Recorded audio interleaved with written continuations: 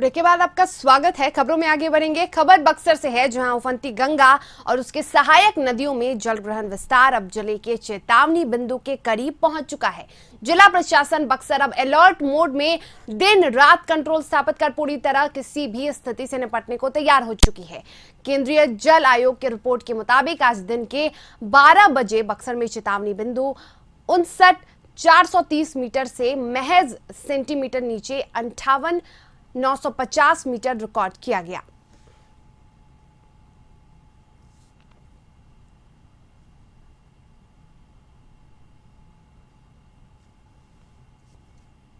अभी गंगा का जल स्तर का रिक्सिव 2 घंटे में 1 सेंटीमीटर चल रही है। कब से? अभी 7 बजे से। अभी चेतावनी बिंदु से कितने दूरी पर है? अभी चेतावनी बिंदु से 38 सेंटीमीटर नीचे है, जो यहाँ का चेतावनी बिंदु 59.32 सेंटीमीटर है। और अब खबर बरकाकाना से, जहां बरकाकाना बरवाडी रेलखंड में रेलवे का परिचालन पिछले 13 घंटे से ठप है। टाना भगत समुदाय ट्रैक पर धरने पर बैठ जाने की वजह से कई ट्रेनों को रद्द किया गया है और कई ट्रैक पर खड़े हैं। सुबह 6:40 पर डाल्टनगंज पहुंची राजधानी एक्सप्रेस के यात्रियों को बसों से रांची भेजने का निर्णय लिया गया। जमीन पर मालिकाना हक और अन्य मांगों को लेकर ट्रैक पर बैठे टाना भगतों ने फिलहाल प्रशासन पर ज्यादती का आरोप लगाया है। बता दें कि लातेहार की एक खबर है, जहां बरकाकाना बरवाडी रेलखंड में रेलवे का परिचालन पिछले 13 घंटे से ठप है। बता दें कि इसकी वजह है टाना भगत समुदायों के धरने पर बैठना। वो अपनी कई मांगों को लेकर धरने पर बैठे हुए हैं और सुबह 6:40 पर डाल्टनगंज पहुंची राजधानी एक्सप्रेस के यात्रियों को बसों से रांची भेजने का निर्णय लिया गया है। और इस पर अधिक जानकारी के लिए लातेहार से हमारे संवाददाता मनोज फोन लाइन से जुड़े हुए हैं। मनोज, टाना भगत के समुदाय ने आज धरना किया है और इससे रेल परिचालन पे कितना असर पड़ा है? शर्मिला, अगर रेल परिचालन की बात करें तो अपलाइन और डाउनलाइन दोनों पूरी तरह से ठप है और ये बीते शाम से चालू हुई है इनकी धरना प्रदर्शन, जो तकरीबन शाम 5:15 से आरंभ हुई थी और अब तक जारी है। और आने वाला समय में कब तक जारी रहेगा ये ना अधिकारी को पता है और ये ना प्रदर्शनकारी को पता है। बड़ी चीज बात क्या होगी शर्मिला, कि जो भी स्थिति बनी हुई है वो पुलिसिया प्रशासनिक ये पूरी तरह से फेल्योर हुई है, क्योंकि जिस तरह का सुरक्षा व्यवस्था इन लोगों ने जो अल्टीमेटम दिया था उसके आलोक में पुलिस और प्रशासन जिस तरह का मुस्तैदी आरंभ में दिखाई थी, यानी बीते कल दिखाई थी, वो पूरी तरह देर शाम होते होते ध्वस्त हुई। और इन लोगों ने जो धरना प्रदर्शन का ज्ञापन सौंपा था, हम परिसर में धरना प्रदर्शन करेंगे, लेकिन उसकी विफलता के बाद इन लोगों ने ट्रैक पे ही धरना प्रदर्शन आरंभ कर दिया है, जिसके बाद से बरकाकाना बरवाडी रेलखंड का यानी सीआईसी सेक्शन का परिचालन पूरी तरह से बाधित है।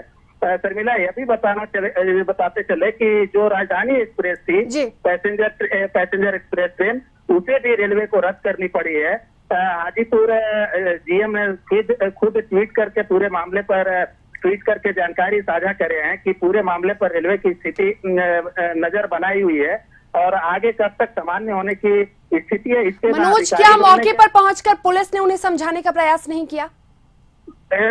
लाजमी है शर्मिला, क्योंकि जिस तरह का प्रयास प्रशासन द्वारा करा जा रहा है, सीएम से लेकर एडिशनल कमिश्नर तक इस मामले को लेकर संज्ञान में पहुंचे और बात करने का पहल कर रहे हैं, लेकिन प्रदर्शनकारी का स्पष्ट जो मांग है कि हम लोकल लेवल पे बात नहीं करेंगे, हमारे धरना स्थल पर सरकार के कोई प्रतिनिधि आए और हमसे बात करे, क्योंकि इन लोगों का जो डिमांड है शर्मिला, उसको समझने की चीज है। अखिल भारतीय राष्ट्रीय स्वतंत्रता सेनानी, जो स्वतंत्रता सेनानी के वंशज हैं टाना भगत समुदाय, उन लोगों द्वारा ये प्रदर्शन करा जा रहा है और इनका जो मांग है कि छोटा नागपुर काश्तकारी अधिनियम 1945 धारा 145 टेनेंसी एक्ट के तहत में जो दफा आती है 181, उसके तहत धारा 1 के मुताबिक भूमि का मालिकाना हक और उसके साथ में जो भाजप और उरांव और मुंडा समुदाय है, उनको ये पूरा मालिकाना हक दिया जाए, यानी खनिज संपदा पे पूरी तरह से मालिकाना हक इनकी मांग है। फिलहाल बिल्कुल उसी तरह बिल्कुल का- मनोज जी, अपनी कई मांगों को लेकर, जमीन से जुड़ी भी इनके मांगे हैं, उनको भी लेकर उन्होंने आज धरना प्रदर्शन किया है, जिससे आज ट्रेनों के परिचालन पे भारी असर देखा गया। तमाम जानकारी के लिए आपका बहुत शुक्रिया मनोज। पलामू में भी टाना भक्तों के आंदोलन का व्यापक असर देखा गया। 6:40 पर डाल्टनगंज स्टेशन पर खड़ी रही राजधानी एक्सप्रेस। बता दें कि यात्रियों की सहायता के लिए यातायात निरीक्षक मुस्तैद हैं और स्टेशन मैनेजर भी वहां पे मुस्तैद हैं। डाल्टनगंज रेल प्रबंधन सभी के लिए भोजन की व्यवस्था करा रहा है और रेल परिचालन नहीं होने से यात्रियों को काफी परेशानियों का सामना करना पड़ रहा है।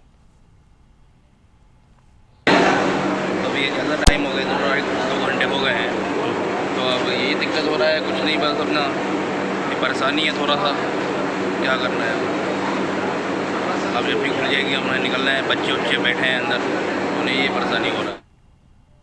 राज्य से उग्रवाद का जड़ समाप्त करने के उद्देश्य से तत्कालीन रघुवर दास की सरकार द्वारा नक्सल प्रभावित 12 जिलों के 2500 युवाओं को सहायक पुलिस में भर्ती किया गया था, जिसमें गढ़वा से 200 युवाओं को घोर नक्सल प्रभावित क्षेत्र से इन युवकों का चयन किया गया था। उद्देश्य साफ था, युवा बेरोजगारी के अभाव में भटके नहीं। आज वही सहायक पुलिस अब आंदोलन को उतारू हो गए हैं। सहायक पुलिस जवानों ने काला बिल्ला लगाकर ड्यूटी कर रहे सरकार से कहा कि अगर उनकी मांगे नहीं मानी गई तो वे अनिश्चितकालीन अवकाश पर चले जाएंगे। 2020 में 30 अगस्त को गढ़वा सहायक पुलिस का बॉन्ड समाप्त हो गया, हमारा अनुबंध खत्म हो गया। उसके बाद रघुवर दास जब सीएम थे, उस समय उन्होंने घोषणा की थी कि 3 साल के बाद हमारे सहायक पुलिस को उनके कार्य को देखते हुए परमानेंट जिला पुलिस की तरह बहाल कर दिया जाएगा। जबकि अभी तक ना हमारे अनुबंध बढ़ने की बात अभी तक सामने आई है, ना तो हमारा परमानेंट होने का बात आया। सरकार हमारे ऊपर कोई ध्यान नहीं दे रहा है, जबकि हम लोग अपना ड्यूटी किए जा रहे हैं। सहायक पुलिस ने स्थायीकरण और वेतन वृद्धि की मांग को लेकर आंदोलन की तैयारी की। पश्चिमी सिंहभूम जिले में 300 सहायक पुलिस कार्यरत है। आंदोलन को लेकर इनके द्वारा पुलिस अधीक्षक को जानकारी दी गई है। चाईबासा पुलिस केंद्र में सहायक पुलिस के जवानों ने डीएसपी हेडक्वार्टर सुधीर कुमार को अपनी समस्याओं और मांगों के बारे में जानकारी दी।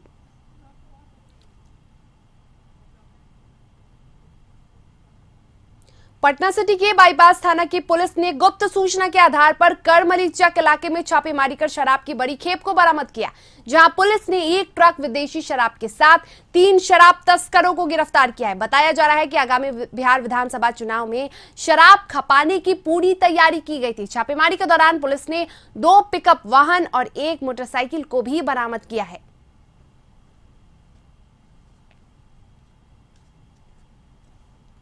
पटना के कंकरबाग नगर निगम कार्यालय के समक्ष आज पटना कंकरबाग नगर निगम में दैनिक मजदूरी पर कार्य करने वाले सफाई कर्मियों ने विरोध प्रदर्शन किया। साथ ही उन्होंने सफाई कार्य न करने की घोषणा भी की।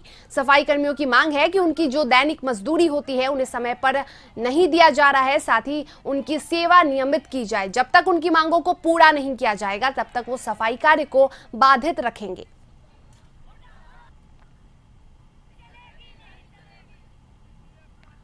गुजरात के हीरा कारोबारी की बेटी और पटना के दिव्यांग की शादी के मामले की जांच अब राज्य निःशक्त आयुक्त ने शुरू कर दी है। आयुक्त ने दिव्यांग के परिवार से मुलाकात कर पूरे मामले की जानकारी ली। आयुक्त ने कदमकुआं थाने में एफआईआर दर्ज करने का निर्देश दिया और जल्द गुजरात पुलिस को भी नोटिस दिया जाएगा। निःशक्त आयुक्त के कोर्ट में पूरे मामले की सुनवाई होगी। सरकार से गुहार लगा रहे हो, मेरी मदद करें और हम लोग का सहायता करें। आशा है कि अपने बिहार के बेटे को, एक दिव्यांग को जैसे अभिनंदन को वापस लाए हैं, जैसे अपने अभिनंदन बेटा को लाए, उसे मेरा खास बेटा को बिहार की धरती पर वापस ला नीतीश मैंने लिया हूँ। और अभी तक इन लोगों ने एफआईआर दर्ज नहीं कराया था, इनको जानकारी नहीं थी, तो मैंने बोला हूँ कि एफआईआर एक दर्ज कर दें, क्योंकि कोई आया है तो इनकी अगर वो है सारा चीज़, और एफआईआर दर्ज करके और हम अपने यहाँ से नोटिस देंगे और गुजरात पुलिस के पास ही हमारी नोटिस जाएगी और आज ही चली जाएगी और दोनों पक्ष का हमारे न्यायालय।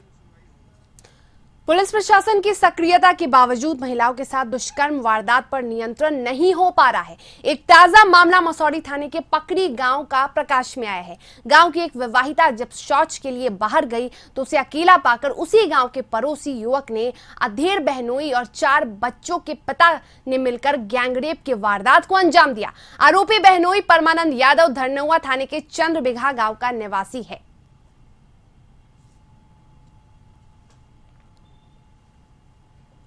लोहरदगा जिले के सेन्हा थाना क्षेत्र के घाघरा लोहरदगा मुख्य पथ पर एक कार अनियंत्रित होकर पेड़ से टकरा गई, जिससे कार बुरी तरह से क्षतिग्रस्त हो गई। घटना के बाद ग्रामीण मौके पर पहुंचे और कार में सवार पलामू के लामी गांव निवासी पिंटू प्रसाद और चालक दुखन राम को कई मशक्कत के बाद बाहर निकाला गया। दोनों को हल्की चोटें भी आई हैं।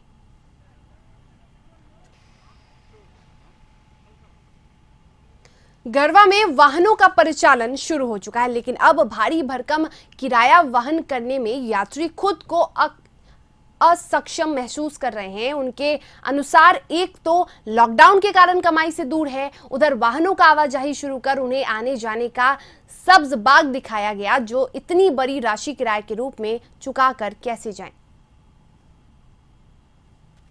हाँ। कितना सुरक्षित है बस आपका? सुरक्षित जैसे 35 सीट है, इसमें 16-17 लेते हैं, 16-17 से ज़्यादा नहीं तो लगता है सर, लेकिन जब कभी हम स्थान चेंज कर रहे हैं तो सैनिटाइजर वगैरह या मास्क वगैरह लगा कर हम करेंगे। जैसे ही हम चेंज करेंगे दूसरे जगह सैनिटाइजर का इस्तेमाल करेंगे।